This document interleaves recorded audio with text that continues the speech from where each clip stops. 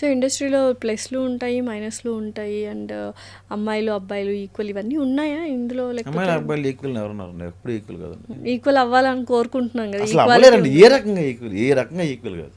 చాలా పెద్ద అబద్ధం అది. అంతే అంటే హక్కుల కోసం పోరాటం తప్ప ఈక్వల్ ఎలా అవుతారండి? అవ్వమా? అవ్వరండి. మీకు ఎప్పటికీ మేము ఈక్వల్ కాలేమా? అవ్వలేరండి. మేము ఒక మెట్టు పైనే ఉన్నాం అంటున్నారా ఏంటి? ఆఫ్ కోర్స్ సమ్ టైమ్స్ ఆడవాళ్ళు పైన ఉంటారండి, సమ్ టైమ్స్ మగవాళ్ళు చాలా లీస్ట్లో ఉంటారు, సమ్ టైమ్స్ మగవాళ్ళు పైన ఉంటారండి, సమ్ టైమ్స్ ఆడవాళ్ళు కింద ఉంటారు. అప్ అండ్ డౌన్స్ ఉంటాయండి. ఈక్వల్ ఎప్పుడు కాదండి. సో మగవాడు ఈక్వల్ కాదండి. మీకు అర్థమైందా? ఇప్పుడు బాబాయ్కి వచ్చిన జీతం వేరు, నాకు వచ్చిన, మీ కెమెరా వైపు కాదు, కెమెరా వెనక ఒక అతను ఉన్నారు. మీ బాబాయ్ గారికి వచ్చిన జీతం వేరు, నాకు వచ్చిన జీతం వేరు. ఆయనకుండే వెహికల్ వేరు, నాకుండే వెహికల్ వేరు. ఆయనకుండే స్వభావం వేరు, నాకుండే స్వభావం వేరు. ఆయనకుండే ఫెసిలిటీస్ వేరు, నాకున్న ఫెసిలిటీస్ వేరు. ఈక్వల్ ఎక్కడ వద్దండి? మీకు అర్థమైందండి? ఈరోజు నాకు 1,00,000 వస్తుంది, ఆయనకి 10,000 వస్తుంది, రేపు ఆయనకి 10 లక్షలు వస్తుంది, నేనే 100 రూపాయలు అడగొచ్చాను అప్పాయనికి, చెప్పలేమండి. ఇంకా హక్కుల దగ్గర హక్కులు కూడా ఈక్వల్గా ఉన్నాయా అమ్మాయిలకి అబ్బాయిలకి? ఉన్నాయా? లేవు. మరి ఇంకెక్కడ ఈక్వల్? ఇట్లా మూవీస్ని చూసి ఇన్ఫ్లుయెన్స్ అవుతున్నాం కదా, సో కొంచెం జాగ్రత్తగా తీస్తే మూవీస్ బెటర్ అని ఎప్పుడైనా అనిపించిందా? లైక్ మూవీ ఇండస్ట్రీలో ఉన్నారు కాబట్టి, మీరు వన్ ఆఫ్ ద డైరెక్టర్ కాబట్టి, సిరీస్లో అవన్నీ రాస్తున్నారు కాబట్టి, కొన్ని మూవీస్ చాలా ఇన్ఫ్లుయెన్స్ అయిపోతుంటారు పిల్లలు, ఎస్పెషల్లీ టీనేజర్స్. సో ఏంటి, కొన్ని మంచి మూవీస్, సోషల్ మెసేజ్ ఇచ్చే మూవీస్ తీస్తేనే బెటర్ అన్న థాట్ ఎప్పుడైనా వచ్చి ఉంటుందా ఇండస్ట్రీ వాళ్ళకి కానీ? లేకపోతే అట్లా ఏం లేదండి. మన సినిమా హిట్ చేయాలనుకుంటాం తప్ప, అందరు సినిమా ఆడాలి, సినిమా బాగుండాలి, మనం మార్చేద్దాము మనం అని ఎవరు రాడండి. మీరు ఒకవేళ మూవీస్ తీస్తే సోషల్ మెసేజ్ ఉంటుందా, లేకపోతే వెబ్ సిరీస్లో ఉన్న కామెడీ పండించడానికి చూస్తారా? ఏంటి లవ్ ట్రాక్, మీ జానర్ ఏంటి? ఒక్కొక్క డైరెక్టర్కి ఒక్కొక్క ఫ్లేవర్ ఉంటుంది కదా. తెలియదండి, ప్రొడ్యూసర్ని బట్టండి. అంతేనా? పెద్ద ప్రొడ్యూసర్ దొరికితే ఇంకో సినిమా ఉంటుంది, చిన్న ప్రొడ్యూసర్ ఉంటే ఇంకో సినిమా ఉంటుంది. ఏంటి యాక్టర్గా చూస్తున్నాం, ఇప్పుడు మూవీ ఎప్పుడు డైరెక్ట్ చేస్తారు? చేయాలండి, కొంచెం బిజీలో ఉన్నాయి కదా, డేట్లన్నీ ఖాళీ చేసుకుని మన సినిమా చేయాలి. ఇప్పుడు ఎన్ని మూవీస్ చేస్తున్నారంటే లెక్క చెప్పలేదు మాకు. ఇంకా 7 చేస్తున్నాం. అంటే లైక్ మెయిన్ లీడ్ రోల్సా, లేకపోతే క్యారెక్టర్ రోల్స్, తర్వాత మెయిన్ లీడ్ ఎవరైనా చేస్తున్నాను. ఏంటి అసలు గోల్ ఏంటి? ఇలా అవ్వాలన్న గోల్ ఏమైనా ఉందా, లేకపోతే గో విత్ ద ఫ్లోనా movies? Go with the flow అండి. ఎలా అవ్వాలని ఏం లేదండి. Life is unpredictable. ఎలా అలా అవుతారంటే ఏమవుతుంది, దానికోసం కష్టపడతాం కానీ అది అవుతామని చెప్పలేం కదా. ఓకే. సో సక్సెస్ అయిన తర్వాత ఇది ఒక హ్యాపీయెస్ట్ మూమెంట్, హిట్ కొట్టాము అండ్ బ్రేక్ ఈవెన్ వచ్చింది, మనకు బ్రేక్ వచ్చింది, బిఫోర్ అండ్ ఆఫ్టర్ అన్నది ఏమైనా ఉందా?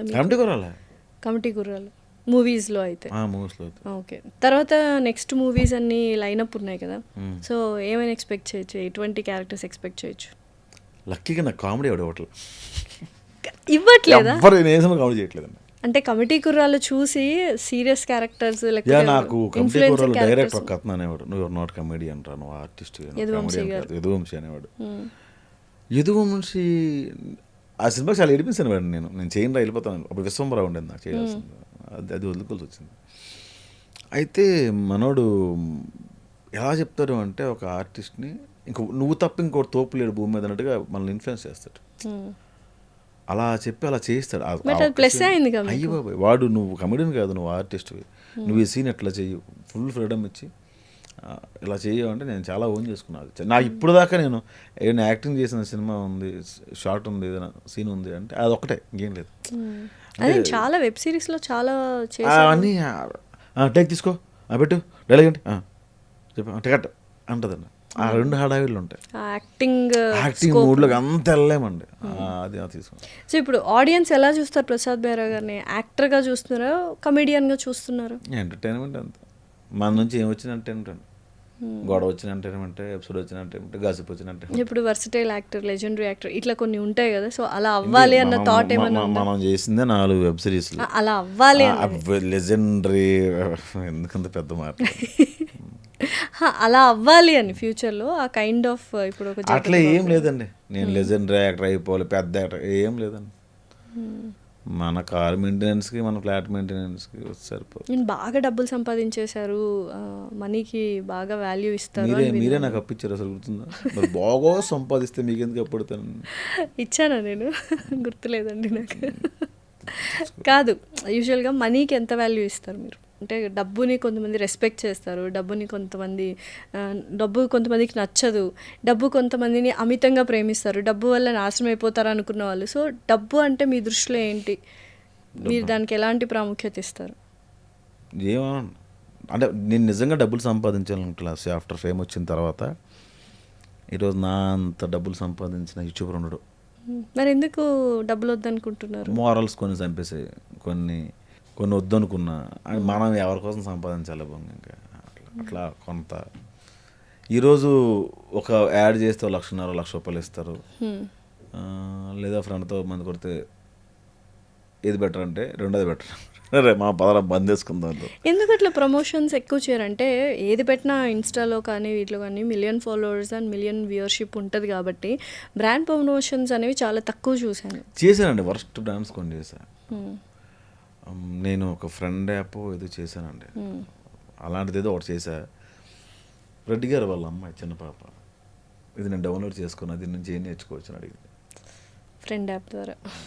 నాకు అప్పటికి ఇష్టం లేదు. ఇష్టంగా నేను యాప్లో ఉండను మ్యాక్సిమం. బట్ నాది కాదు కదండి, అది నా ప్రొడక్షన్ కాదు, నా వీడియోస్ కావు కదా. సో కొన్ని మోరల్స్ వాటి వల్ల నేను కొన్ని చేయడం మానేసాను. అలా చాలా వచ్చాను నాకు. డేటింగ్ యాప్లు చాలా వచ్చాను, చాలా ప్రమోట్ చేయమని వచ్చాను. కొన్ని బ్యూటీ ప్రోడక్ట్లు వచ్చాయండి, అవి నేను చేయకూడదు, చేస్తే నువ్వు ముందు రాసుకోవాలంటారని చెప్పి చేయలేదండి. తర్వాత బెట్టింగ్ వచ్చిందండి. స్టార్టింగ్లో నేను బెట్టింగ్ ఒప్పుకున్నానండి. ఏదో ఒకటి ఆ మధ్య కొంచెం నేను ఒకటి పెట్టి వెంటనే డిలీట్ చేస్తాను. డబ్బులు కూడా తీసుకోవాలి వాళ్ళ దగ్గర. కాంట్రాక్ట్ 9 months కాంట్రాక్ట్ అండి, డబ్బులు కూడా తీసుకోలేదు. అది వద్దని చెప్తాను. అది అప్పుడు ఈ కేసులు ఏం జరగలే, చాలా లాంగ్ బ్యాక్. అప్పుడు నేను ఇలా అప్లోడ్ చేస్తున్నప్పుడు ఎవరు చనిపోయారు. అయ్యో అవతలోడు తప్పున లేకపోయినా కారణం మనం అవ్వకూడదని తీస్తానండి. పెట్టిన వెంటనే తీస్తాను. అలా ఏమో ఉన్నాయండి. మొన్న ఒక బ్యూటీ క్లినిక్ వెళ్ళి ప్రమోట్ చేశానండి. డబ్బులేం తీసుకోలేదండి. డబ్బులేం తీసుకోలేదు కానీ అందరూ తిట్టారు, ఎందుకు చేశారు ఆ హాస్పిటల్, ఎందుకు ప్రమోట్ చేసావు, క్లినిక్ హాస్పిటల్ అది రెండు ఇప్పుడు క్లినిక్ అది డెర్మటాలజీకి సంబంధించి, అది ఎందుకు చేసావు అన్నారు. ఇంకా చేయలేదండి. అట్లా ఉన్నాను. రియల్ ఎస్టేట్ వే వస్తున్నా చేసి చేయాలి. ఇంకా ప్లాట్లు కొనుక్కోండి, నాకు ఎంత కొంత ప్లాట్ ఇస్తారు. డబ్బు ఎంత వెనకేసుకున్నారు ప్రసాద్? ఏం లేదండి. ఇంత సంపాదిస్తున్నారు? లేదు చెప్తాను. ఒక దాంట్లో 75,000 ఉంటుంది ఒక అకౌంట్లో, ఇంకో అకౌంట్లో ₹312 ఉందండి. అంతే, అందులో లేదు. ఎందుకు, ఏం చేస్తున్నారు ఆ డబ్బు అంతా? ఇంక 75,000 రెంట్ కట్టాలండి, కారు ఇన్సూరెన్స్ కట్టాలండి, అయిపోయింది. కాదు, ఇంత బిజీగా ఉన్నారు, ఒక పక్క మూవీస్ చేస్తున్నారు, ఇంకో పక్క వెబ్ సిరీస్లు చేస్తున్నారు, ఎపిసోడ్కి ఇంత అని విన్నాము. ఏంటి మరి, ఏం చేస్తున్నారు ఆ డబ్బులు? అడగనా, లైక్ ఎవరి దగ్గర చిట్టీలు వేస్తున్నారు కదా, వాళ్ళ దగ్గర వెళ్ళి అడగాలి ఏంటి ఎత్తుంది అని అడగండి. ఆవిడ 2 నెలల నుంచి ఫోన్ ఎత్తట్లేదు. నేను డబ్బులు అడుగుతుందని, ఆవిడ డబ్బులే వాళ్ళు చిట్టి డబ్బులు 2 నెలల నుంచి ఇవ్వాలి. Okay okay. సో నెక్స్ట్ పెళ్ళి ఎప్పుడు అన్నది కాన్సెప్ట్ ఏమైనా ఉందా? కొందరిని అడగకూడదండి ఇండస్ట్రీలో. ఇండస్ట్రీలో కొందరిని అడగకూడదా? ఎవరండి వాళ్ళు? ప్రభాస్ గారు అంటే పెళ్లి కథ అడగకూడదు అంటున్నారు కదా, అట్లా అందులో మీరు కూడా యాడ్ అని మోస్ట్ ఎలిజిబుల్ బ్యాచులర్. వాళ్ళు హీరోలు అండి, వాళ్ళతో ఉండదు మనకి. ఓకే, కొంచెం లో లెవెల్. ఇంకా వాళ్ళు ఎత్తుక్కోవాలండి, ఎవరో నాకు గుర్తులేదు కానీ. ఎవరుంటారో పెళ్లి గారు. ఏంటి నెక్స్ట్ ఇంకేం ప్లాన్? చూడండి, మంచి అమ్మాయి ఉంటే చూడండి. ఓకే. కట్నం బాగా ఇవ్వాలి. అదేంటండి, ఎందుకండి కట్నం అంత ఓపెన్గా అడుగుతున్నారు? కట్నం ఇస్తే రాంగ్ కదా. కట్నం తీసుకున్నవాడు గాడిద అని వినలేదా మీరు? డౌరీ అడిగింది అదే, కట్నం తీసుకునేవాడు గాడిద. భరణం అడిగింది దున్నపోతే. అంటే డ్యామేజ్ అవ్వలేదు కదా, డ్యామేజ్ అయింది పెళ్ళైన తర్వాత. ఎవరికి అవుతుంది డ్యామేజ్? ఇద్దరికి అవుతుంది. ఇక్కడ ఈక్వల్ అన్న చూసారా? ఇండస్ట్రీలో ఎలా ఉంటుంది అమ్మాయిలకి అబ్బాయిలకి ప్రిఫరెన్స్? రెస్పెక్ట్ఫుల్గా రెస్పెక్టింగ్ ఈచ్ అదర్. మరి ఎందుకు బ్యాడ్ అంటే కాస్టింగ్ కౌచ్ అని, కమిట్మెంట్స్ అని, ఈ వర్డ్స్ ఏంటి అసలు? సినిమాలు పెట్టారు కదా, వాళ్ళ ఆఫీస్ పెట్టేది దానికోసం. మీరు టాప్ హీరోయిన్ వచ్చి, లేకపోతే మంచి బ్యూటిఫుల్ అమ్మాయి వచ్చి 1 నెల కమిట్మెంట్ అడిగారు, నచ్చదా? రాదు. ఎవరు చెప్పరు. పెద్ద సినిమా డైరెక్టర్ ఏం మీరు కాస్టింగ్ కౌచ్ అని బయటకు వచ్చి అంటున్నారు కదా, వాళ్ళ ఉండవా నిజంగానే కాస్టింగ్ కౌచెస్ కమిట్మెంట్స్ పెద్ద పెద్ద సినిమాల్లో ఉండవా? కాస్టింగ్ కౌచ్ ఓన్లీ చిన్న మూవీస్ లోనే ఉంటాయా? అయిపోయే మూవీస్ లోనే ఉంటాయా? ఉండవండి, అలాంటివే ఉండవండి. ఎవడు రేబుల్ చేయడు ఇక్కడ, మీకు అర్థమైందా? కానీ ఈ డిస్కషన్ నేను 2-3 ఆఫీస్లో కూడా చూసాను. ఉంటాయి ఇలా అడుగుతారు, కమిట్మెంట్ అడిగారు ఇలాగా. ఆబ్వియస్లీ. కానీ ఆ సినిమాలు రావు, బయట రావు. చిన్న తుమ్మిరి సినిమాలు. తుమ్మిరి సినిమాని ఎందుకనంటే వాళ్ళు వీటి కోసం తీస్తారు, కమిట్మెంట్స్ కోసమే ప్రొడక్షన్ హౌస్ స్టార్ట్ చేస్తారు. ఇట్లాంటివి కూడా ఉన్నాయి తప్ప పెద్ద సినిమాలు. ఇప్పుడు ఒక పెద్ద డైరెక్టర్ ఈ అమ్మాయి మోజులో ఉంటే ఇంకా సినిమా మీద కాన్సన్ట్రేట్ చేయగలరు. ఇప్పుడు ఒక ప్రొడ్యూసరు, ఎందుకంటే చాలామంది నేను డైరెక్టర్ అయిపోతాను వస్తారండి, డైరెక్టర్ అవుదాం అనుకుంటున్నా కదా, మీ ఇంటికి ఫోన్ చేసి ఇల్లు పొలాలన్నీ అమ్మేసి మీ నాన్నగారికి డబ్బులు అడిగి సినిమా తీయు ఇస్తారా? తంతారు. అంటే అలాంటిది ఒక ప్రొడ్యూసర్ మిమ్మల్ని నమ్మి ఇన్ని కోట్లని పెడతాడు. వాడు పెట్టినప్పుడు నువ్వు ఈ పిల్లనుకో ఆ పిల్లనుకో ఉండి ఈ కమిట్మెంట్లు వెనకాతలు ఉంటాయి, ఈ డబ్బులు పోతాయండి. నాకు అర్థమైంది. సో పనికొచ్చే పని చేసేవాడు ఎవడు ఇలాంటి పనుల్లో ఉండరు. పనికిరాని బ్యాచ్లు ఉంటాయి అనుకునే ఉంటాయి.